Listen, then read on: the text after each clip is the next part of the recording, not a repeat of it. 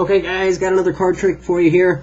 It's just a simple card trick in which you will find a spectator's card. There's not a whole lot to it, and actually the neat thing to do before you start is to shuffle up the deck a few times so that the audience members know that you have mixed up the deck. Okay, you don't want them thinking that you've done anything special to it, because then they think that you are a cheater, and we don't want that to happen now, do we? Okay, so here's what happens. You mix up the deck a few times, and you can bevel the cards across the table. Now, whenever you hear me refer to beveling the cards, that's when you kind of spread them out like this. And you notice I have this on a towel, so it didn't work very well. Not a very good surface. Or what you can do is you can learn how to bevel these in your hand, which is kind of an impressive thing. I mean, it doesn't take a lot of skill, it takes a lot of practice, but it makes you look a little bit more professional. But what they're going to do is they're going to select a card. Now, I want you to know that I can't actually tell what this card is right here. I'm holding it away from me. But as they're doing that, one important thing you want them to do is kind of show their buddies or their friends. You say, hey, why don't you show everybody else your card right there, so that everybody else knows. Because, you know, it's not just them in the trick, it becomes an entire audience in the trick. Okay, so while they're doing that, I'm just kind of holding onto the deck, and I say, okay, so let's put this card back on top of the deck. So we put it back on top of the deck.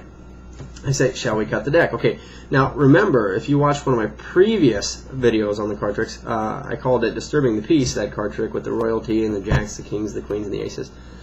I said, when you cut the deck, it's not something where you spread the cards all over the place and put them all back. Recall that that is not a cut, but that's a shuffle. Okay, we don't want to shuffle it, we want a complete cut, which means these top cards, whatever you choose, it doesn't matter how many you choose, you know, I'm choosing that many. Okay, they go to the bottom, whatever's left on the bottom comes back to the top. Okay. So, these come back to the top, and here's what you're going to do. You show the audience members, or maybe you even hand over the card. You say, check this out, the cards are flush. I have no breaks in this. Sometimes you'll find in card tricks they do a pinky break where they actually hold where the card is, and that's kind of cheap, but to be very honest with you, I have no idea what that card was that, say, the audience member would have drawn.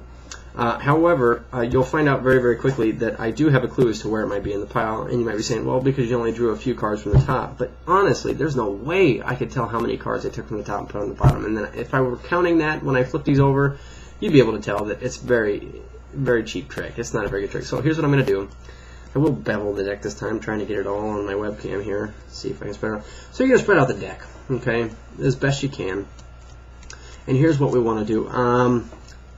I'll be very honest with you, I happen to know what card it is at this point, and it would be very, very lame if I were to just sit here and point at the card. Of course, this is like a movie. Of course, I don't have a soundtrack, but you want it to be a little bit suspenseful. I mean, you don't want this to just be a really short trick, and they say, woohoo, okay, so here's the deal. You might take your finger and say, oh, okay, let's find your card here. Alright, so finding your card, I say, okay, how about... And maybe you can make them sweat a little bit. Hold your finger over the card for just a second, and you say, okay, 2, black 2. And you know what? I'm actually not going to pick that card. I'm not picking it. And sometimes they give up really easily. Say, oh, it's not my card. I'm like, well, I wasn't done yet. I'm actually going to take these cards and just toss them up to the side. And I say, those weren't your card. Okay, so they might be saying, oh, at this point, oh, yeah, you knew it wasn't on the sides. Okay, well, then if that's the truth, I'm just going to pull these away. You're right, it's not on the sides. So the neat thing about that is it gives you more room to kind of spread these middle cards apart. And here we go again. And you know what? If you're younger, it's more fun if you have little brothers and sisters if you use a pencil as like a magic wand or card finder. But okay, so you know, you just kind of tracing your finger over the deck, and you say, and then just pull them all away. Okay, so now we have these cards left, and I'm going to re-spread out the deck here. The card is in here somewhere, and I know this because at this point they should not have said, hey, you threw my card away. But I'll be very honest with you, at this point I'm going to say, okay, here it is.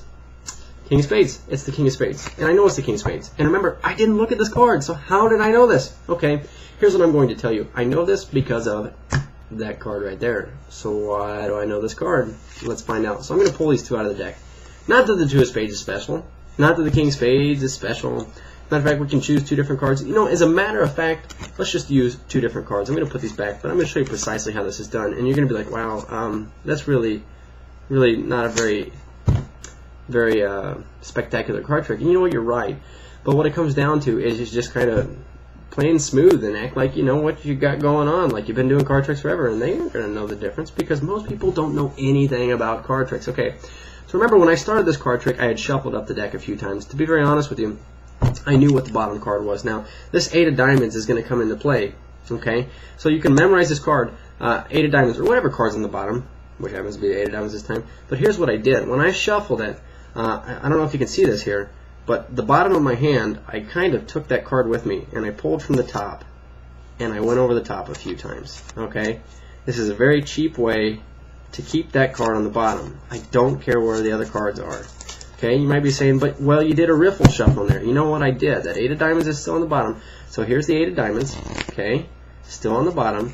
And I made sure that when I did my riffle shuffle, that one landed on the bottom. So now you think I've got this deck totally mixed up, in which I don't. Okay, it is mixed up, but the 8 of diamonds is still on the bottom. This is important because, remember, I had them select a card. I will say, the chances of them theoretically picking that bottom card are 1 out of 52, which is very slim. It's less than a 2% chance. And on top of it, I would say people are most likely to draw from the middle, which actually comes into play on several future card tricks. But they pick a card. Okay, in this case, we see the ace of diamonds. Okay, now while they were doing that, if you don't like the whole mix up the deck thing and keep that card on the bottom, while they're showing the audience members, remember, when you do a card trick, you really want to look them in the eye. You talk to them in the eye, you engage them in the eye, maybe you dazzle your hand over here so they look at your hand, and they're not looking at this.